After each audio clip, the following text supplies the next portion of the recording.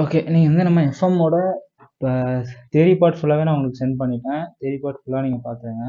சம்முல 5 marks இல்லாம 10 marks மட்டும் என்னென்ன கேட்பாங்க. இம்பார்ட்டன்ட்டான 10 மார்க்ஸ் என்னென்னவோ, அத மட்டும் இந்த வீடியோல நம்ம கவர் பண்ணலாம். ஓகேவா? ஸோ மேஜரா என்ன கேட்பாங்கன்னா, கேபிட்டல் பட்ஜெட்டிங் கண்டிப்பா ஒரு சம் இருக்கும். கம்பல்சரியில கூட கேட்க வாய்ப்பு இருக்கு. ஸோ கேபிட்டல் பட்ஜெட்டிங் ஒண்ணு, காஸ்ட் ஆஃப் கேபிட்டல்ல ஒரு சம் பார்ப்போம். Overall weighted average cost of capital ஒண்ணு. அதுக்கப்புறம் ஒர்க்கிங் கேபிட்டல். ஓகேவா? இந்த 3 நீங்க தெளிவா பார்த்துருந்தா, கேட்குற 4 10 மார்க்ல 3 10 மார்க் கம்பல்சரி நீங்க அட்டெண்ட் பண்ணிடலாம். ஓகேவா? ஏன்னா இது 3 கவர் பண்ணா 3 லெசன்ஸும் கவர் ஆயிரும். ஓகே, 5ல 3 லெசன்ஸ் கவர் ஆயிரும். ஸோ உங்களுக்கு நம்பர் ஆஃப் கொஸ்டின்ஸ் நீங்க அட்டன் பண்றதுக்கும் ஈஸியா இருக்கும். மற்ற சம்ஸ் இருக்கு, நான் அதுவும் இதுல ஆட் பண்ணியிருக்கிறேன். ஆனா நான் மோஸ்டா ஒரு 3ல இருந்து 4 சம், ஏன்னா லாஸ்ட் மினிட்ல இந்த 3 சம் 4 சம் நான் இப்போ கொடுக்குற சம்மை நீங்க பார்த்துட்டு இதை ஒரு தடவை செஞ்சு பார்த்துருங்க. செஞ்சு பார்க்கலன்னா எக்ஸாம்ல வராது. ஓகேவா? அதனால கண்டிப்பா ஒரு தடவை செஞ்சு பார்த்துருங்க. ஸோ கேபிட்டல் பட்ஜெட்டிங்ல ஒரு சம்மு, காஸ்ட் ஆஃப் கேபிட்டல்ல ஒரு சம். ஓகேவா? வெயிட்டட் ஆவரேஜ் காஸ்ட் ஆஃப் கேபிட்டல்ல ஒரு சம். லாஸ்ட்ல ஒர்க்கிங் கேபிட்டலோட ஃபார்மெட்.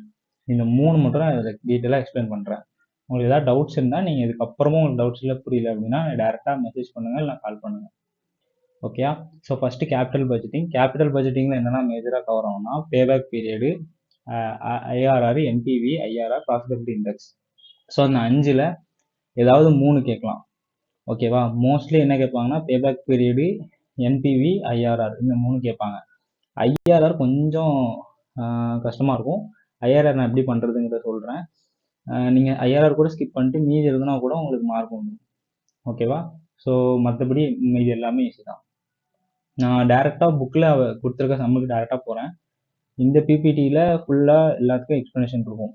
ஒவ்வொரு கான்செப்ட்டுக்கும் இதில் வந்துட்டு ஃபார்முலா என்ன இருக்கும், அதில் ஒரு சின்ன எக்ஸாம்பிள் மாதிரி கொடுத்துருப்பாங்க. நான் பெரிய ஒரு சம்மா மட்டும் நான் எடுத்து உங்களுக்கு சொல்கிறேன். ஸோ இது வந்து டெக்ஸ்ட் புக்கில் இருக்க ஃபர்ஸ்ட் சம். ஓகே, ஸோ இது எப்படி எழுதணுங்கிறத பார்த்துக்கோங்க. ஃபர்ஸ்ட்டு கொஷினை வாசிச்சுருங்க. ஓகேவா? 10 மார்க் கொஷின்ஸ், 50 மார்க் கொஷின்ஸ் இதுலேருந்து வரும். ஓகேவா? ஸோ ஃபர்ஸ்ட் என்னன்னா, இதில் வந்து ஒரு 15,000க்கு ஒரு இன்வெஸ்ட்மெண்ட் வந்து ப்ரொப்போஸ் பண்ணுறாங்க. ஓகேவா? 50,000க்கு ஒரு மிஷினரியோ ஏதோ ஒன்று வாங்குறாங்க. ஸோ அதுக்கு என்னது, அதோட லைஃப் எக்ஸ்பெக்டன்சி 5 இயர்ஸ். ஸோ 5 இயர்ஸ்னால் என்ன அர்த்தம்? 5 இயர்ஸில் அது வந்து டிப்ரிஷியேட் ஆகிக்கிட்டே இருக்கும். ஓகேவா? ஸோ அதுக்கு என்ன பண்ணுறாங்க, டேக்ஸ் வந்துட்டு கம்பெனிக்கு கார்பரேட் டேக்ஸ் போடுவாங்க. அந்த டேக்ஸ் வந்து ஒரு 35% இருக்குது. ஓகேவா? அப்புறம் ஸ்ட்ரெயிட் லைன் டிப்ரிசியேஷனில் இயர்லி எவ்வளோ கழிக்கிறாங்க, ஒரு percentage of the amount yearly depreciate ஆகிக்கிட்டே வருது. ஓகேவா? ஸோ அதுவும் ஸ்ட்ரெயிட் லைன் மெத்தடில் கொடுத்துருக்காங்க. ஓகேவா?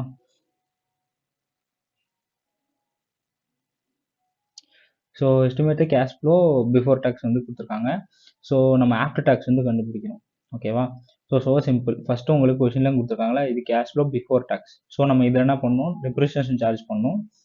சார்ஜ் பண்ணிவிட்டு அதுக்கப்புறம் நம்ம எவ்வளோ டேக்ஸுங்கிறத கண்டுபிடிச்சி டேக்ஸையும் டிடக்ட் பண்ணிட்டா நம்ம கிடைக்கிறது cash flow after tax. So முதல்ல கொஷினில் இருக்கிறத அப்படியே எழுதிடுங்க. ஓகேவா? மோஸ்ட்லி டிப்ரிசியேஷன் வந்து அமௌண்ட் கொடுப்பாங்க. டிப்ரிசியேஷன் கொடுக்காத பட்சத்தில் நம்ம என்ன பண்ணோம், இப்போ 5 இயர்ஸா, அப்போ 50,000 டிவைட் பை 5னா இயர்லி 10,000 டிப்ரிசியேஷன். ஸோ அதை கேல்குலேட் பண்ணியிருக்கோம். ஸோ ஃபஸ்ட்டு சிஎஃப்ஐடி கொஷினில் இருக்கிறத அப்படியே எழுதிடும். சிஎஃப்இடி அப்படியே எழுதியாச்சு. இதில் டிப்ரிசியேஷன் 5 இயர்ஸ்க்கு அப்படியே கேல்குலேட் பண்ணி போடணும். ஸோ 50,000 எடுக்கிறோம். 50,000 divide by 5. So 10,000 10,000 10,000 10,000. So all இந்த அமௌண்ட் வந்துடும். ஓகேவா? ஸோ அதுக்கப்புறம் என்னன்னா, ப்ராஃபிட் பிஃபோர் டேக்ஸ் கண்டுபிடிக்கணும். ஓகேவா? ஸோ இதில் இருந்து இந்த வேலையை நீங்கள் சப்ராக்ட் பண்ணிட்டீங்க அப்படின்னா உங்களுக்கு கிடைக்கிறது வந்துட்டு ப்ராஃபிட் பிஃபோர் டேக்ஸ். ஓகேவா? ஸோ இந்த அமௌண்ட் கிடைக்கும். இந்த அமௌண்ட்டில் தான் நம்ம என்ன பண்ணுவோம், டேக்ஸ் கண்டுபிடிப்போம். ஓகேவா? என்னன்னா ப்ராஃபிட்டுக்கு மட்டும் தான் டேக்ஸ். ஓகேவா? ஸோ நீங்கள் வருமானம் உங்களுக்கு 10,000 10,692 வருது. இதில் டிப்ரிசியேஷன் 10,000 போயிடும். மீதி இருக்கிற ப்ராஃபிட்டில் தான் நீங்கள் டேக்ஸ் கட்டுவீங்க. அப்போ உங்களுக்கு எவ்வளோ ப்ராஃபிட் வருது அப்படிங்கிறதுல பார்க்கணும். ஸோ இந்த ப்ராஃபிட் உங்களுக்கு இந்த அமௌண்ட் இருக்கும். இந்த ப்ராஃபிட்டில் நீங்கள் என்ன பண்ணுவீங்க, டேக்ஸ் கால்குலேட் பண்ணுவீங்க. இந்த டேக்ஸை என்ன பண்ணுவோம், சப்ராக்ட் பண்ணுவோம். ஓகேவா? எதில் சப்போர்ட் பண்ணும், ஓவராலாக உங்களுக்கு கிடச்சிருக்கு இதில் சப்போர்ட் பண்ணும்.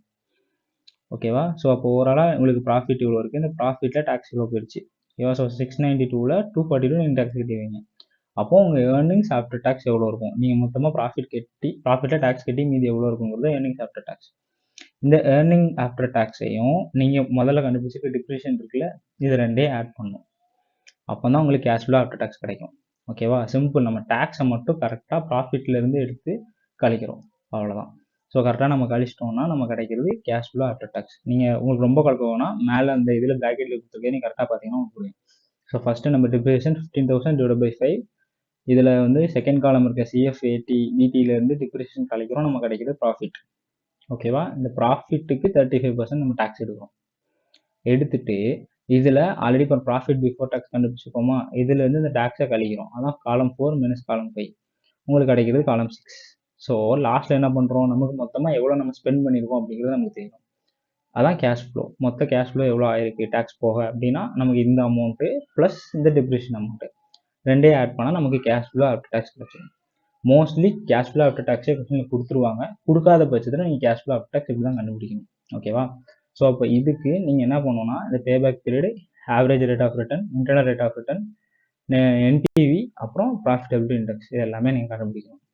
ஓகேயா? ஸோ ஒன்று ஒன்றா பார்க்கலாம். ஸோ இப்போ இயர் கொடுத்துட்டாங்க, 5 இயர்ஸ் 1 2 3 4 5க்கு சிஎஃப்ஐடி நம்ம மேலே கண்டுபிடிச்சிக்கிறது அப்படியே எழுதிட்டோம். சிம்பிள். ஓகேயா? அடுத்து குமுலேட்டிவ் சிஎஃப்ஐடி நம்ம எழுதணும். ஓகேவா? ஏன் குமுலேட்டிவ் எழுதுறோம், குமுலேட்டிவ் எழுதுனா நமக்கு ஈஸியாக கண்டுபிடிச்சோம். பே பேக்னா ஒன்றுமே கிடையாது. இப்போ நீங்கள் ஒரு அமௌண்ட்டு பே பண்ணுறீங்க, அது எவ்வளோ நாளில் உங்களுக்கு திரும்ப கிடைக்குது, அவ்வளோதான் பே பேக் பீரியட். ஸோ இப்போ ஃபஸ்ட்டு நீங்கள் 10,000 பே பண்ணுறீங்க. மொத்தமாக நீங்கள் 50,000 பே பண்ணியிருக்கீங்க. ஓகேவா? கொஷின் படி நீங்கள் 50,000 இன்வெஸ்ட் பண்ணியிருக்கீங்க. உங்களுக்கு எப்போ அந்த 50,000 திரும்ப கிடைக்குது, அவ்வளோவே தான். ஓகேவா? ஸோ இப்போ இங்கே பாருங்கள், உங்களுக்கு ஃபஸ்ட்டில் 10,000 கிடச்சிடும், அடுத்த 10,000 சம்திங் கிடைக்கும். நீங்கள் ரேண்டமாக நீங்கள் ஒரு இதிலே கண்டுபிடிச்சிடலாம். அப்போ மாதம் மாதம்னா எனக்கு வந்துட்டு இதுலேயே ஆக்சுவலாக எவ்வளோ கிடைக்குது, ஒரு 3,000 4,000 கிட்ட கிடச்சிருதா இதுலேயே. ஸோ அப்போ ஆல்மோஸ்ட் உங்களுக்கு வந்து தேர்ட் இயரில் 30,000, ஃபோர்த் இயர் சம்திங்லேயே உங்களுக்கு கிடச்சிரும். ஓகேவா? 5th இயரோட அமௌண்ட் கூட போனால் 4 பாயிண்ட் சம்திங்லேயே உங்களுக்கு வந்து கிடச்சிரும். ஸோ அது எப்படி எக்ஸாக்டாக கிடைக்கணும் அப்படிங்கிறத பார்க்கலாம். இப்போ எங்கே பாருங்க, குமுலேட்டிவ் நீங்கள் ஃபஸ்ட்டு 10,000 அப்படியே போடுவீங்க. இந்த 10,000 ப்ளஸ் இந்த 10,450 ஆட் பண்ணால் 20,450. ஓகேவா? அந்த 20,450 ப்ளஸ் 11,800 நீங்கள் ஆட் பண்ணிங்கன்னா 32,250. ஓகேவா? ஸோ இது அப்படியே ஆட் பண்ணி கொண்டு வரணும். ஓகேவா? ஸோ லாஸ்ட்டில் நீங்கள் வர்றது, ஸோ இதில் வந்து குமுலேட்டிவ் நம்ம கண்டுபிடிப்போம். ஓகேவா? ஸோ 12,750 இதை அப்படியே ஆட் பண்ணி குமுலேட்டிவ் எடுக்கணும். நீங்கள் கரெக்டாக பாருங்கள், 4th இயர்லேயே நீங்கள் 44,500 எடுத்துருவீங்க. ஓகேவா? இப்போ பேலன்ஸ் சம் ஆஃப் அமௌண்ட் உங்களுக்கு 5th இயரில் வரும். அப்போ நீங்கள் அதை எவ்வளோ கரெக்டாக நான் எவ்வளோ வந்து இங்கே எடுக்கணும், அது எந்த டைம் பீரியடில் நான் எடுப்பேன்னு தெரியும். இப்போ 44,500னா நான் இப்போ எனக்கு மொத்தமாக நான் 50,000 இன்வெஸ்ட் பண்ணியிருக்கேன். எனக்கு மொத்தமாக இப்போ எவ்வளோ வரணும் பேலன்ஸ், 6,500 எனக்கு வேணும். இல்லை 5,500 எனக்கு தேவைப்படும். இப்போ 5,500 நான் எடுத்தேன். ஃப்ராக்ஷன் வேல்யூ 5,500 வேணும். ஆனால் அங்கே மொத்தமாக எவ்வளோ இருக்குது, 16,700 இருக்குது. அப்போ அந்த 5,500 எத்தனை மாதத்தில் எனக்கு கிடைக்கும், அது கண்டுபிடிக்க ரொம்ப சிம்பிள். டிவைட் பண்ணிட்டா போதும். ஓகேவா?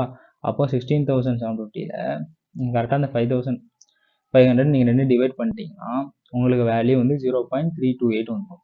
அப்போ ஆல்ரெடி நீங்கள் என்ன கண்டுபிடிச்சோம், 4 இயர்ஸில் நம்ம 44,000 கிடச்சோம். இப்போ 4 இயர்ஸ் ப்ளஸ் இந்த 3.28 எடுத்திங்கன்னா 4.32 இயர்ஸில் நமக்கு வந்துட்டு நம்ம போட்ட காசை எடுத்துருவோம். தான் பேபேக் பீரியட். ரொம்ப சிம்பிள். ஓகேவா? ஸோ எப்படி பேபேக் பீரியட் கண்டுபிடிச்சலாம் ஃபஸ்ட்டு. ரெண்டாவது average rate of return. Average rate of ரிட்டர்னுக்கு என்னென்னா, நீங்கள் போன இதிலே பார்த்தீங்கன்னா நீங்கள் வந்து இஏடி கண்டுபிடிச்சிருப்பீங்க, ஏர்னிங்ஸ் ஆஃப்டர் டேக்ஸ். நீங்கள் பே பண்ண அமௌண்ட், உங்களுக்கு ப்ராஃபிட் என்னென்ன இருக்குமோ அதெல்லாம் டோட்டல் பண்ணிங்கன்னா உங்களுக்கு ஏர்னிங்ஸ் ஆஃப்டர் டேக்ஸ் இருக்கும். இந்த ஏர்னிங் ஆஃப்டர் டேக்ஸை டோட்டல் பண்ணியிருப்பாங்க 11,250. ஓகேவா? டேக்ஸ் போக மீதி ப்ராஃபிட்டில் எவ்வளோ இருக்கோ அதை டோட்டல் பண்ணிங்கன்னா அது ஏர்னிங்ஸ் ஆஃப்டர் டேக்ஸ். ஸோ இதை நீங்கள் டோட்டல் பண்ணி வச்சுருக்க அமௌண்ட் வந்துட்டு எடுக்கணும். ஓகேவா? இது ஆவரேஜ். ஆவரேஜ்னால என்ன, 5 இயர்ஸ் எடுத்திருக்கேன், இதில் ஆவரேஜாக எனக்கு எவ்வளோ ஒரு வருஷத்துக்கு அப்படின்னு பார்க்குறது தான் ஆவரேஜ். ஸோ அப்போ ஆவரேஜ் இன்கம் எடுக்கும். அப்போ நான் மொத்தமாக 11,250 எடுத்திருக்கேன், சம்பாதிச்சிருக்கேன் 5 வருஷத்துக்கு. அப்போ ஆவரேஜாக எனக்கு ஒரு வருஷத்துக்கு எவ்வளோ வருதுன்னு பார்த்தா எவ்வளோ, 2,250. எப்படி கிடச்சிது, 5ஆல் டிவைட் பண்ணிட்டேன். ஓகேவா? அப்புறம் ரெண்டாவது ஆவரேஜ் இன்வெஸ்ட்மெண்ட். ஆவரேஜ் இன்வெஸ்ட்மெண்ட்டுக்கு என்ன பண்ணணும்னா, நான் வருஷம் 10,000 இன்வெஸ்ட் பண்ணேன்னு கொஸ்டின் கொடுக்கல, மொத்தமாக நான் 50,000 இன்வெஸ்ட் பண்ணேன்னு தான் கொடுத்துருக்கான். ஸோ அப்போ ஆவரேஜ் எடுக்கணும்னா என்ன பண்ணணும், டிவைடட் பை 2 போடணும். ஓகேவா? இயர்லி மென்ஷன் பண்ணியிருந்தா அந்த இயரால் டிவைட் பண்ணணும். இயர் மென்ஷன் பண்ணலன்னா பாதியாக எடுத்துக்கணும். அதான் ஆவரேஜ். ஓகேவா? ஸோ 50,000ல் டிவைடட் பை 2 25,000. அப்போ ரெண்டையும் கேன்சல் பண்ணிங்கன்னா உங்களுக்கு கிடைக்கிறது 9%. ஓகேவா? இன்டூ 100 போட்டிங்கன்னா 9% கிடைக்கும். இப்போ 9% தான் உங்களுக்கு என்னது ஆவரேஜ் ரேட் ஆஃப் ரிட்டர்ன். அப்போ நான் 50,000 இன்வெஸ்ட் பண்ணேன்னா எனக்கு ஆவரேஜாக 9% ரிட்டர்ன் கிடைக்கும். ஓகேவா? ரொம்ப சிம்பிள். ஓகேவா? ஸோ ஃபஸ்ட்டு பேபேக் பீரியட், இன்னொன்று ஆவரேஜ் ரேட் ஆஃப் ரிட்டர்ன். இப்போ நம்ம எதுக்கு இதெல்லாம் பார்க்குறோம்னா, இப்போ நான் ஒரு கம்பெனியில் ஒரு ப்ராஜெக்ட் எடுக்கிறேன், அந்த ப்ராஜெக்டில் இன்வெஸ்ட் பண்ணுறேன் அப்படின்னா எனக்கு தெரியணும். இப்போ எவ்வளோ நாளாக நான் போட்ட காசை எடுப்பேன், இல்லை ஆவரேஜாக எனக்கு எவ்வளோ ரிட்டர்ன் கிடைக்கும், இன்டர்னலாக எக்ஸாக்டாக எனக்கு எவ்வளோ ரிட்டர்ன் கிடைக்கும், இல்லை இதோட நெட் ப்ரெசென்ட் வேல்யூ என்ன, இப்போதைக்கு இதோட வேல்யூ என்ன இருக்கும், ஃபியூச்சரில் என்னவோ ஆகும் அப்படின்னு நான் ட்ராக் பண்ணுறதுக்காக தான் இந்த ஒவ்வொரு மெட்ரிக்ஸும். ஓகேவா? ஸோ இப்போதைக்கு 2 முடிச்சிருக்கோம். 3வது நம்ம போவோம். இப்போ நம்ம ஐஆர்ஆர் போகிறதுக்கு முன்னாடி என்பிவி பார்த்துடலாம். ஓகேவா? என்பிவி பார்த்துட்டாலும் உங்களுக்கு ஒரு ஐடியா கிடைக்கும். ஓகேவா? ஸோ இது வந்துட்டு என்பிவி 4th ஒன்று இருக்குதுல, இதுதான் என்பிவி.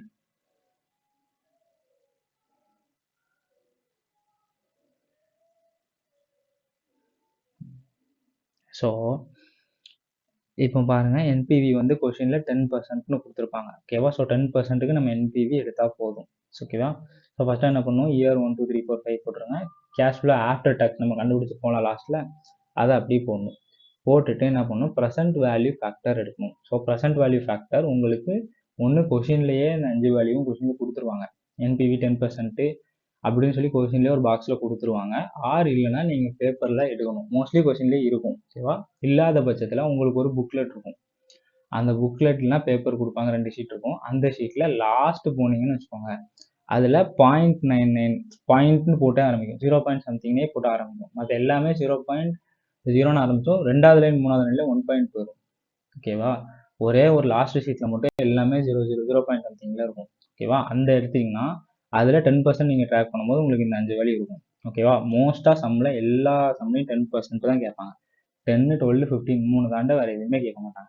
மோஸ்ட்லி 10 தான் இருக்கும். ஓகேவா? ஸோ இந்த 5 வேல்யூ தான் இருக்கும். ஸோ 0.909, 0.826, 0.751, 0.683, 0.621 இந்த 5 வேல்யூ தான் மோஸ்ட்லி எல்லாத்துலேயுமே இருக்கும். ஓகேவா? 10% கேட்டாலும் நீங்கள் படித்து கூட எழுதிடலாம். ஸோ இந்த வேல்யூ நீங்கள் அப்படியே எழுதணும். So cash flow after tax எடுத்துட்டு ப்ரெசென்ட் வேல்யூ ஃபேக்டர். இது என்ன ப்ரெசென்ட் வேல்யூ ஃபேக்டர்னா, இப்போ நான் 10,000 இன்வெஸ்ட் பண்ண போகிறேன். ஓகேவா? இப்போ நான் 5 வருஷத்துக்கு முன்னாடி நான் எவ்வளோ இன்வெஸ்ட் பண்ணியிருந்தேன், 50,000 இன்வெஸ்ட் பண்ணியிருந்தேன். அப்போட மார்க்கெட் வேல்யூக்கு எவ்வளோன்னு நான் பார்க்கணும். ஓகேவா? அதான் ப்ரெசென்ட் வேல்யூ ஃபேக்டர். அப்போ ப்ரெசென்ட் வேல்யூ ஃபேக்டரில் இப்போ 10% இன்ட்ரெஸ்ட்னா இன்க்ரீஸ் ஆயிருந்துச்சுன்னா அப்போ எனக்கு எவ்வளோ கிடச்சிருக்கும், இப்போ ஆக்சுவலாக என்னோட அமௌண்ட் எவ்வளோ ரிட்டர்ன். ஸோ அதை சப்ராக்ட் பண்ணி நான் பார்க்குறேன். இப்போ என்னோட இன்வெஸ்ட்மெண்ட் எவ்வளோ இருந்திருக்கு, வருஷம் எனக்கு கிடச்சிருக்கு இன்க்ரிமெண்ட். ஆனால் அந்த டைமோட வேல்யூவை நான் கம்பேர் பண்ணால் தான் எனக்கு ஆக்சுவலாக ப்ராஃபிட் இருக்கா இல்லையாங்கிறது எனக்கு தெரியும். ஓகேவா? ஸோ அதை கண்டுபிடிக்கிறதுக்காக தான் இது. ஸோ இப்போ கேஷ் ஃப்ளோ ஆஃப்டர் டாக்ஸில் நான் எல்லா அமௌண்ட்டும் எழுதிட்டேன். ப்ரெசென்ட் வேல்யூ ஃபேக்டர்ஸில் அந்த கரெக்டாக அந்த பர்சன்டேஜ் படி அந்த அமௌண்ட் எல்லாம் எழுதிடணும். ஓகேவா? எழுதிட்டு ஜஸ்ட் சப்ராக்ட் பண்ணி போடணும். ஓகேவா? இப்போ 10,000ல் இதை சப்ராக்ட் பண்ணிங்கன்னா உங்களுக்கு இதை வரும், மல்டிப்ளை பண்ணணும். ஓகேவா? 10,000ல் 0.909 மல்டிப்ளை பண்ணால் 9,090 வரும். ஸோ இதை ஃபுல்லாக நீங்கள் மல்டிப்ளை பண்ணிங்கன்னா ஆக்சுவலாக உங்களுக்கு என்ன ப்ரெசென்ட் வேல்யூங்கிறது கிடச்சிடும். ஓகேவா? ஸோ அப்போ 10,000 எனக்கு ரிட்டர்ன் கிடச்சிருக்கு. செகண்ட் டேயில் எனக்கு 10,450 கிடச்சிருக்குன்னா ஆக்சுவலாக இப்போ அதோட வேல்யூ ஒரு 8,632 தான். ஓகேவா? ஸோ அப்போ மொத்தமாக நான் ஆல்டுகெதர் ஆட் பண்ணுறேன். இப்போ டோட்டலாக எனக்கு ப்ரெசென்ட் வேல்யூ எவ்வளோ வருது, 45,352 தான் கிடைக்குது. ஓகேவா? ஆனால் ஆக்சுவலாக நான் எவ்வளோ இன்வெஸ்ட் பண்ணியிருக்கேன், 50,000 இன்வெஸ்ட் பண்ணியிருக்கேன். அப்போ எனக்கு நெட் ப்ரெசென்ட் வேல்யூன்னு எடுத்தனா இப்போ இருக்க சிச்சுவேஷனுக்கு இன்ஃப்ளேஷன் எல்லாம் போயிடுச்சுன்னா எனக்கு 4,648 ருபீஸ் லாஸ். ஸோ இதுதான் ஃபேக்ட். ஓகேவா? ஸோ இதுதான் இந்த இதில் மேட்ச். ஓகேவா? ஸோ அப்புறம் ப்ராஃபிட்டபிலிட்டி இண்டெக்ஸ். ஓகேவா? ஸோ இதை கண்டுபிடிச்சிட்டிங்கனாலே டேரெக்டாக ப்ராஃபிட்டபிள் இண்டெக்ஸும் ஈஸி தான். ஓகேவா? So simple. இதில் என்ன இருக்குது, 45,352 கண்டுபிடிச்சிருக்கோமா? ஸோ 45,352 அப்படி எழுதிடுங்க. இங்கே கீழே எவ்வளோ இன்வெஸ்ட் பண்ணியிருக்கோம், 50,000. இதை அப்படி டிவைட் பண்ணிடணும். இந்த 2 வேலையும் அப்படி லைன் போட்டு டிவைட் பண்ணிங்கன்னா உங்களுக்கு கிடைக்கிறது தான் ப்ராஃபிட்டபிலிட்டி இண்டெக்ஸ். சிம்பிள். ப்ராஃபிட்டபிலிட்டி இண்டெக்ஸ்னால் ரொம்ப சிம்பிள். நம்ம எவ்வளோ இன்வெஸ்ட் பண்ணியிருக்கோம், எவ்வளோ ரிட்டர்ன் கிடச்சிருக்குது, அதான் கரண்ட் வேல்யூவில் எவ்வளோ ரிட்டர்ன் கிடச்சிருக்குங்கிறத கேன்சல் பண்ணும்போது நமக்கு கிடைக்கக்கூடிய எக்ஸாக்ட் பர்சன்டேஜ். அவ்வளோதான். ஓகேவா? ஸோ அதான் ப்ராஃபிட்டபிலிட்டி இண்டெக்ஸ். ஸோ இது பார்த்தாலும் உங்களுக்கு 0.907 அரௌண்ட் 9% எவ்வளோ கிடைக்கும். ஓகேவா? இது வந்து இண்டெக்ஸில் இருக்கும். இண்டெக்ஸ் எல்லாமே டெசிமல்ஸில் தான் இருக்கும், அதனால் பர்சன்டேஜில் காட்டல. ஸோ இதுதான் ப்ராஃபிட்டபிலிட்டி இண்டெக்ஸ். ப்ராஃபிட்டபிலிட்டி இண்டெக்ஸில் எவ்வளோ இன்ஃப்ளோ இருக்குது, எவ்வளோ அவுட்ஃப்ளோ கொடுத்துருக்கோம், அவ்வளோதான். நம்ம இங்கேயும் 10%, இங்கேயும் 10%, ஓகே. ஸோ இப்போ இன்கேஸ் இங்கே உங்களுக்கு பர்சன்டேஜ் மாற்றினாங்கன்னா நீங்கள் மேலே என்பிவி தனியாக கண்டுபிடிச்சிட்டு அதோட வேல்யூ நீங்கள் எடுத்து வர மாதிரி இருக்கும். மோஸ்ட்லி எல்லாமே 10% தான் கேட்பாங்க. இந்த சம்மை நீங்கள் திரும்ப ஒருக்க போட்டு பாருங்கள். ஓகேவா? ஆஸ் எப்படி கேட்டிருக்காங்களோ அதே மாதிரி திரும்ப போடுங்க. ஸோ நீட்டாக present value, பேபேக் period, ARR, NPV, profitable index இந்த 4 நீங்கள் தெளிவாக படித்தாலே போதும். ஓகேவா? ஐஆர்ஆர் நான் என்ன கான்செப்ட்டுங்கிறத நான் சொல்கிறேன். ஓகேவா? ஸோ ஐஆர்ஆர் பொறுத்த வரைக்கும் என்னன்னா நீங்கள் வந்து இன்டர்போலேஷன் பண்ணணும். ஓகேவா? இன்ஜினியரிங் படித்தவங்களுக்கு இன்டர்போலேஷன்னா என்ன நல்லா தெரியும். ஓகேவா? நீங்கள் காமர்ஸ் ஸ்டூடெண்ட்டாக இருந்தால் என்ன பண்ணணும்னா ரொம்ப சிம்பிள். ஓகேவா? ஸோ இப்போ 2 டிஃப்ரெண்ட் ஃபேக்டர் இருக்கும். ஒன்று பாசிட்டிவ் ஃபேக்டர், நெகட்டிவ் ஃபேக்டர். இப்போ நீங்கள் வந்து இந்த சம் எடுத்துட்டீங்கன்னா இப்போ 50,000 இன்வெஸ்ட் பண்ணியிருக்கேன். இப்போ நான் என்பிவி கால்குலேட் பண்ணும்போது எனக்கு ஒரு பாசிட்டிவ் ஃபிகர், ஒரு நெகட்டிவ் ஃபிகர் வேணும். ஓகேவா? ஸோ இப்போ இந்த சம்மில் எடுத்திங்கன்னா இப்போ 6%, 7% எடுத்திருக்காங்க. 6%ல எனக்கு ஒரு ப்ராஃபிட் ஒரு பாசிட்டிவ் ஃபிகர் இருக்குது, 7%ல எனக்கு ஒரு நெகட்டிவ் ஃபிகர் இருக்குது. அப்போ ஒரு பாசிட்டிவ் ஃபிகர், ஒரு நெகட்டிவ் ஃபிகர் வர வரைக்கும் நான் கண்டுபிடிக்கணும். ஓகேவா?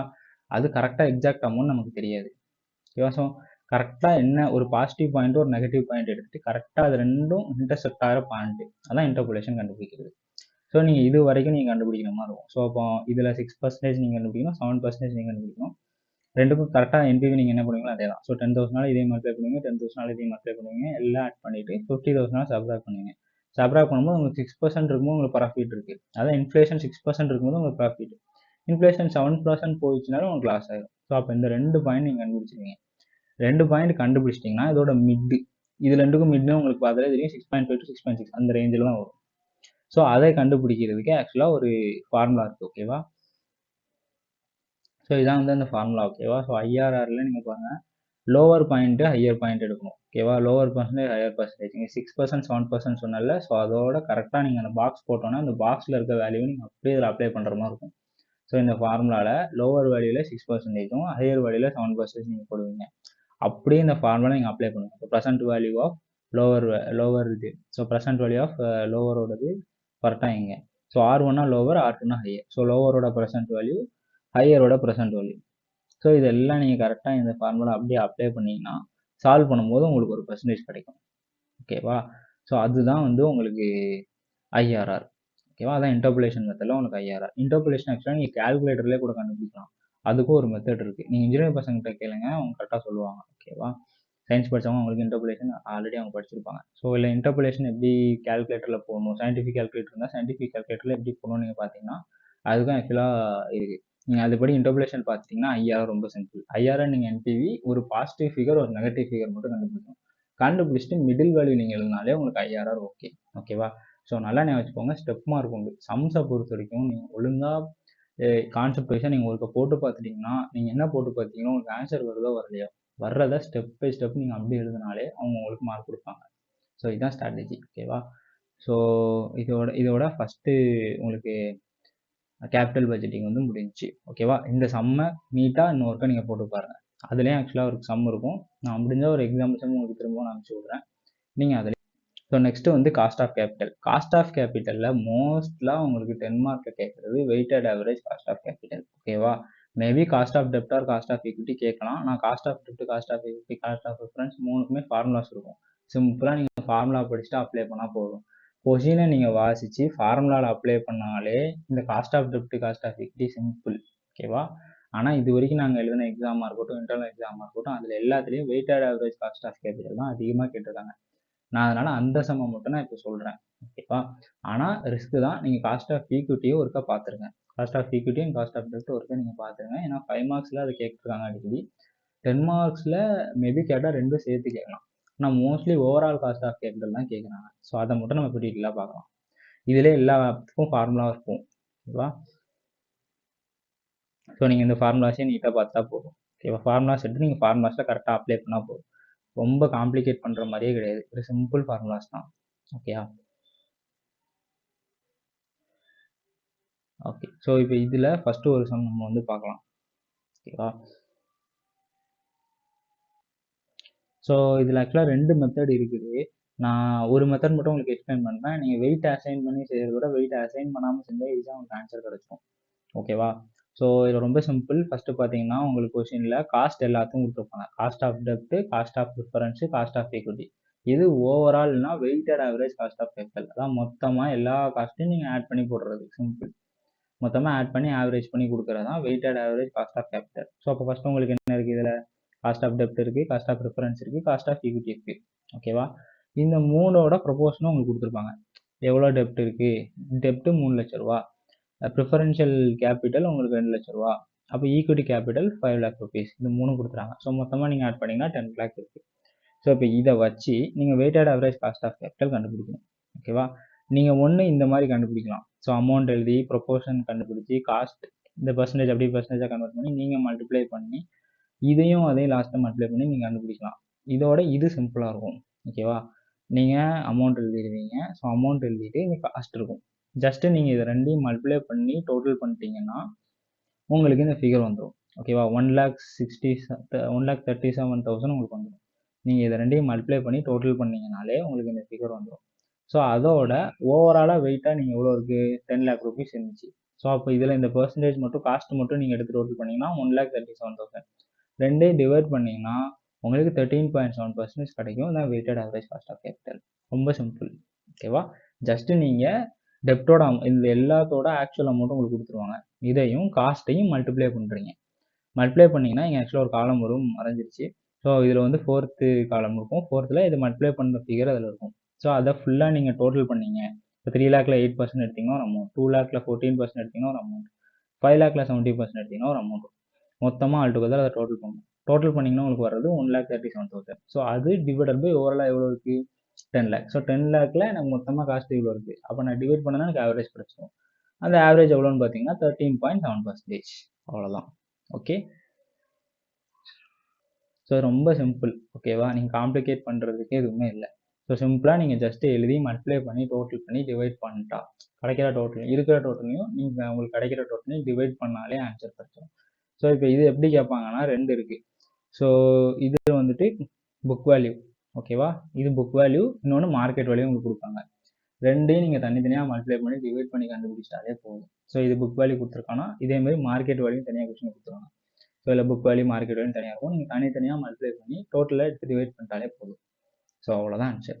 ஓகேவா? நீங்கள் வெயிட் அசைன் பண்ணியும் செய்யலாம். ஆனால் வெயிட் அசைன் பண்ணாமல் நீங்கள் செஞ்சாலே உங்களுக்கு ஆன்சர் கிடச்சிடும். ரெண்டுமே காமன் மெத்தட் தான். ஓகேயா? ஸோ இந்த சம் பாருங்கள், இதுலேயும் ஆக்சுவலாக தான். ஸோ உங்களுக்கு லாங் டேர்ம் டெப்ட்டும் ப்ரிஃபரன்ஷியல் டேர்ம் கொடுத்துட்டாங்க. ஓவராலாக 5 லேக்ஸ் கொடுத்துருக்காங்க. எக்ஸ்ட்ரா ஒரு 1 லேக் வந்து உங்களுக்கு ரீட்டைன் ஏர்னிங்ஸில் இருக்குன்னு சொல்லிட்டாங்க. ஸோ ஜஸ்ட் நீங்கள் அந்த அமௌண்ட் எடுத்து காஸ்ட்டோட மல்டிப்ளை பண்ணிட்டு நீங்கள் டோட்டல் பண்ணி டிவைட் பண்ணிட்டாலே உங்களுக்கு ஆன்சர் வரும். ஸோ மொத்தமாக நீங்கள் டோட்டல் பண்ணிங்கன்னா 55,000 வரும். ஆல் டுகெதர் உங்களுக்கு 5 லேக் இருக்கும். ரெண்டையும் டிவைட் பண்ணி கேன்சல் பண்ணிங்கன்னா உங்களுக்கு 11% வரும். ஸோ இது மார்க்கெட்டு. ஸோ இதே தான், ரொம்ப சிம்பிள் தான். என்ன கொஸ்டின் கேட்டாலும் இதை அப்படியே அப்ரோச் பண்ணிட்டீங்கன்னா weighted average cost of capital முடிஞ்சு. ஸோ அப்போ உங்களுக்கு 2 சம் பார்த்தாச்சு. ஒன்று கேபிட்டல் பட்ஜெட்டிங் முடிச்சிட்டோம், weighted average cost of capital முடிச்சிட்டோம். ஓகேவா? ஸோ 2 கான்செப்ட் வரும். இப்போ இது ரெண்டுக்கும் நடுவில் இருக்கிற அந்த காஸ்ட் ஆஃப் டெப்ட், ஈக்விட்டி, ப்ரிஃபரன்ஸ், இந்த 3ஓட ஃபார்முலா மட்டும் எழுதி பார்த்துருங்க. ஓகேவா? ஸோ இது 3 எழுதி பார்த்துட்டிங்கன்னா ஆல்மோஸ்ட் 2 லெசன் கம்ப்ளீட் ஆயிடுச்சு. ஓகேவா? ஜஸ்ட் பார்த்தீங்கன்னா ஒரு 20 மினிட்ஸ் ஆயிருக்கு. 20 மினிட்ஸ் நம்ம 2 லெசன் ஆல்மோஸ்ட் கம்ப்ளீட் பண்ணுறோம். இப்போ அடுத்து என்ன பண்ணலாங்க சொல்கிறேன். ஸோ இப்படி தான் உங்களுக்கு ஆக்சுவலாக கொஷின்ஸ் இருக்கும். ஓகேவா? ஸோ இது ஒரு கொஷின் பாருங்கள். உங்களுக்கு ஈக்விட்டி, ப்ரிஃபரன்ஸ், ரிட்டர்ன் ஏர்னிங்ஸ் இந்த 3 கொடுத்துட்டான்.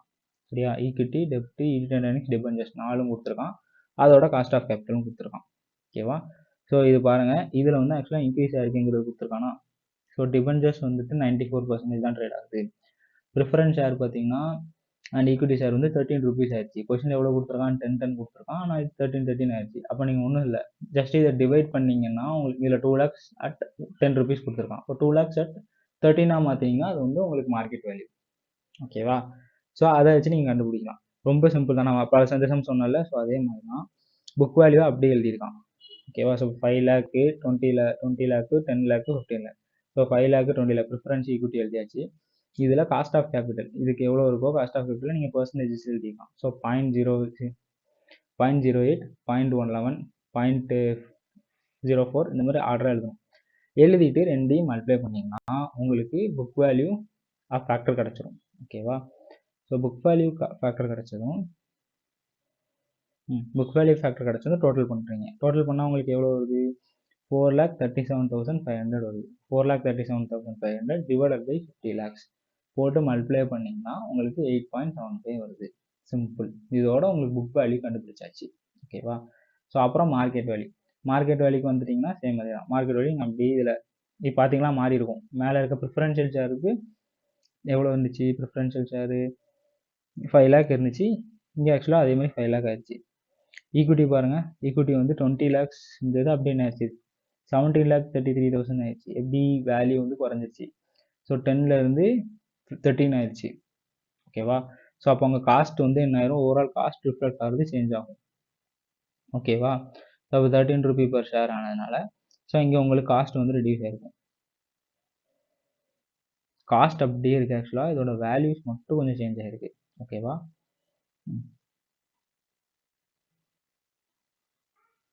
ஸோ அதில் தெளிவாக என்ன கொடுத்துருக்கான்னு பாருங்கள். டிபெஞ்சர் வந்து 94% ஆயிடுச்சு. ஓகேவா.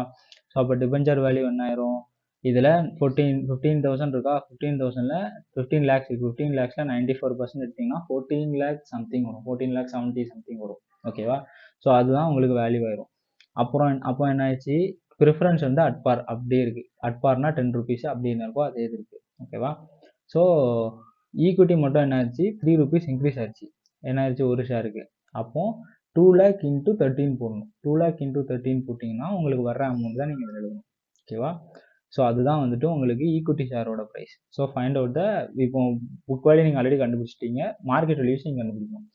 ஸோ அப்போ நீங்கள் 2 lakh into 13 போட்டிங்கன்னா 2 lakh into 13 போட்டிங்கன்னா உங்களுக்கு வந்து 17,333,300. ஓகேவா. 33,333 rupees வருது. ஸோ இது வந்து ஈக்விட்டியோட வேல்யூ. ஓகேவா. அப்புறம் இங்கே உங்களுக்கு என்ன ஆயிரும், ஆட்டோமேட்டிக்காக இதோட வேல்யூ வந்து 14,10,000 rupees ஆயிடுச்சு. ஓகேவா. இங்கே என்ன ஆயிடுச்சு பாருங்கள், பேலன்ஸ் அமௌண்ட் ரீட்டைன்ட் ஏர்னிங்ஸும் குறைஞ்சிருச்சு. ஓகேவா. ரீட்டைன்ட் ஏர்னிங்ஸ் இங்கே 10 lakhs இருக்கா, இங்கே அமௌண்ட் இன்க்ரீஸ் ஆயிடுச்சுன்னா அப்போ ரீட்டைன்ட் ஏர்னிங்ஸோட வேல்யூ குறைஞ்சிரும். ஓகேவா. ஸோ ரீட்டைன்ட் ஏர்னிங்ஸோட வேல்யூ குறைஞ்சிருச்சு. ஸோ மொத்தமாக என்ன ஆயிடுச்சு, ஆல்டுகெதர் நீங்கள் டோட்டல் பண்ணிங்கன்னா 45,10,000 rupees ஆயிடுச்சு. ஓகேவா. ஸோ அப்போ இதான் மார்க்கெட் வேல்யூ. இந்த மார்க்கெட் வேல்யூக்கு நீங்கள் டேரெக்டாக காஸ்ட் வெயிட் அசைன் பண்ணாமல் நீங்கள் டேரெக்டாக காஸ்ட் மல்டிப்ளை பண்ணிவிட்டு டிவைட் பண்ணாலே உங்களுக்கு வேல்யூ கிடச்சிரும். ஸோ இதான் weighted average cost of capital. So லாஸ்ட்டில் நீங்கள் மார்க்கெட் வேல்யூவும் இதுக்கும் ஜஸ்ட் மல்டிப்ளை பண்ணி வச்சாலே உங்களுக்கு ஆன்சர் முடிஞ்சிச்சு. ஓகேவா. ஸோ இதுதான் overall.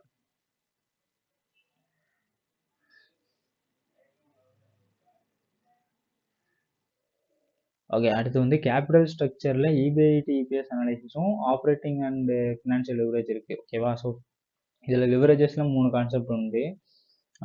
Operating leverage, financial leverage, combined லிவரேஜ்னு ஒன்று உண்டு. 3 கான்செப்ட் உண்டு. ஸோ ஆப்ரேட்டிங் லிவரேஜ்னா இதான் formula, contribution divided by EBIT. EBIT தான் இன்கம், எல்லாம் ரெவன்யூ. ஓகேவா. அப்புறம் EBIT divided by profit before tax. Okay. Profit before டேக்ஸ்னா இபிஐடி மைனஸ் இன்ட்ரெஸ்ட். இது வந்து உங்களுக்கு ஃபினான்ஷியல் லிவரேஜ். கம்பைன் லிவரேஜ்னா ரெண்டையும் நீங்கள் மல்டிப்ளை பண்ணிட்டீங்கன்னா உங்களுக்கு கிடைக்கிறது கம்பைன் லிவரேஜ். ஓகேவா. இதே நீங்கள் contribution divided by profitability index, ஏன்னா இபிஐடி இபிஐடி கேன்சல் பண்ணிட்டீங்கன்னா உங்களுக்கு contribution divided by profit before tax வந்துடும். ஸோ இதை நீங்கள் கண்டுபிடிக்கலாம். ஓகேவா. இதான் சிம்பிள் ஃபார்முலா. அந்த ஃபார்முலா மனப்பாடம் பண்ணிக்கோங்க. இந்த ஃபார்முலா நீங்கள் புரிஞ்சுக்கிட்டீங்கன்னா போதும். ரொம்ப சிம்பிள். ஆப்ரேஷன்னா என்ன, டேரெக்டாக நம்ம டே டு டே பிஸ்னஸ் ஆப்ரேஷன்ஸில் பார்க்குறது. ஸோ அதில் என்ன இருக்கும், contribution divided by earnings before interest and taxes. ஓகேவா. இதே நீங்கள் ஃபினான்ஸ் பார்ட்டில் வந்துட்டீங்கன்னா ஃபினான்ஸில் என்ன இருக்கும், டேரெக்டாக ப்ராஃபிட்டில் தான் ரிஃப்ளெக்ட் ஆகும். ஸோ இப்போ income divided by profit before tax. So இது ரெண்டு டிவைட் பண்ணிங்கன்னா ஃபினான்ஷியல் லிவரேஜ் எவ்வளோ பண்ணலாங்கிறது தெரியும். ஸோ இது ரெண்டையும் நீங்கள் கம்பைன் பண்ணிங்கன்னா கம்பைன் லிவரேஜ், அவ்வளோதான். ஓகேவா. ஸோ இது லிவரேஜ் கால்குலேஷன்ஸில் உங்களுக்கு சம்ஸ் இருக்குது, நீங்கள் வேணால் செக் பண்ணிக்கோங்க. இதுதான் ஃபார்முலா. டேரெக்டாக நீங்கள் ஃபார்முலா பார்த்துட்டு நீங்கள் அப்ளை பண்ணிட்டா போதும். ஓகேவா. ஸோ இபிஐடி இபிஎஸ் அனாலிசிஸும் அதே தான். ஸோ இபிஎஸ் கண்டுபிடிக்கிறதுக்கான ஃபார்முலாஸ் கொடுத்துருக்காங்க. இதெல்லாம் மோஸ்ட்லி உங்களுக்கு 5 மார்க்ஸ் தான் மோஸ்ட்லி வரும், 10 மார்க்ஸ் வராதுங்கிறதுனால நான் ஸ்கிப் பண்ணுறேன். ஓகேவா. So last but not least working capital இருக்கிறதுலே ரொம்ப கஷ்டம் தான். ஓகேவா. ஏன்னா உங்களுக்கு கொஸ்டின்ஸ் கொடுக்குறது ரொம்ப நீங்கள் அந்த டைமில் நீங்கள் வாட்சி எழுத முடியாத மாதிரி தான் கொஸ்டின் இருக்கும். ஓகேவா. ஆனால் நீங்கள் என்ன பண்ணலாங்கிறத நான் சொல்கிறேன். ஓகேவா. டேரெக்டாக நீங்கள் என்ன பண்ணுங்கன்னா இங்கே ஒரு ஃபார்மெட் இருக்குது. ஓகேவா. ஸோ இந்த ஃபார்மெட்டை நீங்கள் டேரெக்டாக இதில் ஆக்சுவலாக கொஞ்சம் கட்டாக இருக்குது, அதெல்லாம் கரெக்ட் பண்ணி உங்களுக்கு அனுப்பிச்சி விட்றேன். ஓகேவா. ஸோ இந்த ஒர்க்கிங் கேபிட்டல் நீங்கள் என்ன பண்ணணும்னா இந்த ஃபார்முலா ஜஸ்ட் எல்லாத்தையும் நீங்கள் ஆட் பண்ண தான் போகிறீங்க. நம்ம இதுக்கு முன்னாடி எஃப்எஸ்ஐயில் படித்த அதே ஒர்க்கிங் கேபிட்டல் தான். ஓகேவா. ஸோ ஜஸ்ட் எல்லாத்தையும் ஆட் பண்ணி கரண்ட் அசெட்ஸையும் கரண்ட் லைபிலிட்டிஸ் எடுத்தோம், ரெண்டையும் டிஃபரன்ஸ் கண்டுபிடிச்சா ஒர்க்கிங் கேபிட்டல், அவ்வளோதான். ஓகேவா. ஸோ அப்போ கரண்ட் அசெட்ஸ் எடுக்கிறோம், கரண்ட் அசெட்ஸில் என்னென்ன வருங்கிறதுல கொடுத்துருக்காங்க. ஓகேவா. ஸோ இப்போ மினிமம் கேஷ் பேலன்ஸ் எவ்வளோ மெயின்டைன் பண்ணுவோம் அது கொடுத்துருக்க கொஸ்டின் அப்படி எடுக்கணும். இன்வென்ட்ரிஸில் என்னென்ன இன்வென்ட்ரிஸ் வருது, ரிசீவபிள்ஸில் இருக்க இருக்கா, அப்புறம் கிராஸாக ஒர்க்கிங் கேபிட்டல் எவ்வளோ, இதை டோட்டல் பண்ணிங்கன்னா உங்களுக்கு கிராஸ் ஒர்க்கிங் கேபிட்டல் வந்துடும். அப்புறம் இதில் கிரெடிட்டார்ஸோட பர்ச்சேஸு, வேஜஸ்ஸு, ஓவர் ஹெட்டு இதெல்லாம் டோட்டல் பண்ணிங்கன்னா டோட்டல் கரண்ட் ஒர்க்கிங் கேபிட்டல். இது ரெண்டையும் டிஃப்ரென்ஸ் பண்ணுறது எக்ஸஸ். ஓகேவா, இதில் சேஃப்டி மார்ஜின் ஒன்று கொஸ்டின் உங்களுக்கு கொடுத்துருப்பாங்க. ஓகேவா, 11%ஓ இல்லை சம் பர்சன்டேஜஸ் கொடுத்துருப்பாங்க. இல்லை ஆவரேஜாக ஸ்டாண்டர்டாக ஒரு சில சம்ஸை ஸ்டாண்டர்டாக அவனே ஒரு அமௌண்ட்டை எடுத்து அவன் சப்ராக்ட் பண்ணுறான். ஓகேவா, 10 lakh 1 lakh something 1 lakh margin வச்சு அதை சப்ராக்ட் பண்ணிடலாம். ஸோ அதை நீங்கள் ஆட் பண்ணிட்டோ இல்லை அப்படியே நீங்கள் ஆட் பண்ணணும். ஓகேவா, ஆட் பண்ணிட்டீங்கன்னா உங்களுக்கு கிடைக்கிறது நெட் ஒர்க்கிங் கேபிட்டல். ரொம்ப சிம்பிள் தான். கரண்ட் அசெட்ஸ் நீங்கள் என்னென்ன நாங்கள் முன்னாடியே படிச்சிருக்கீங்க அதை கரெக்டாக எடுத்து எழுதிடுங்க. என்னென்ன கரண்ட் லயபிலிட்டிஸ் நீங்கள் படிச்சிருப்பீங்க அதையும் சேர்ட்டாக எழுதிடுங்க. எழுதி டிஃபரன்ஸ் பண்ணிட்டா போதும். உங்களுக்கு இதில் ஸ்டெப் மார்க் உண்டு. நீங்கள் கரெக்டாக கரண்ட் அசெட்ஸையும் கரெக்டாக கரண்ட் லயபிலிட்டிஸும் எழுதினா கூட உங்களுக்கு அதுக்கு மார்க் வந்துடும். ஓகேவா, ஸோ அதனால் இதை நீங்கள் கரெக்டாக எழுதிடுங்க. ஸோ மோஸ்ட்டாக இவ்வளோ நீங்கள் பார்த்தாலே ஓவராலாக ஒரு 30 மார்க்ஸ் நீங்கள் பர் நீங்கள் இதிலே பாஸ் பண்ணிடலாம். ஓகேவா, இது போக நீங்கள் 1 வேர்ட்ஸும் தியரி நீங்கள் சம்பாட் எழுதுனா கூட கிளியர் பண்ணிடலாம். ஸோ 5 மார்க்ஸ் கம்பல்சரி உங்களுக்கு தியரி மட்டும்தான் இருக்கும். நீங்கள் இங்கே வந்துட்டீங்க 1 2 அதில் சம் வந்தாலும் நீங்கள் அதை ஹேண்டில் பண்ணிக்கிற மாதிரி இருக்கும். ஓகேவா, நீங்கள் அதை விட்டுட்டா கூட இந்த சைடு நீங்கள் 2 சம் 3 சம் ஒழுங்காக எழுதிட்டு கரெக்டாக 1 வேர்ட்ஸ் எழுதிட்டிங்கன்னா இதுவே ஆக்சுவலாக அட்பார் போதும். ஓகேவா, நான் இதில் 3 சம் தெளிவாக சொல்லியிருக்கேன்.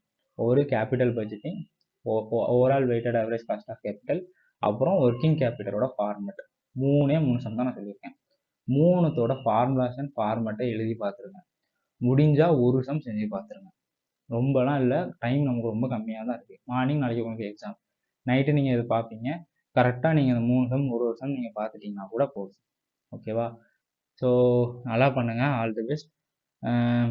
என்னால் முடிஞ்ச எல்லாரும் நான் சொல்லியிருக்கேன். தியரியை பொறுத்த வரைக்கும் ஃபேக்டர்ஸ் அஃபெக்டிங் ஒர்க்கிங் கேபிட்டல் பார்த்துக்கோங்க.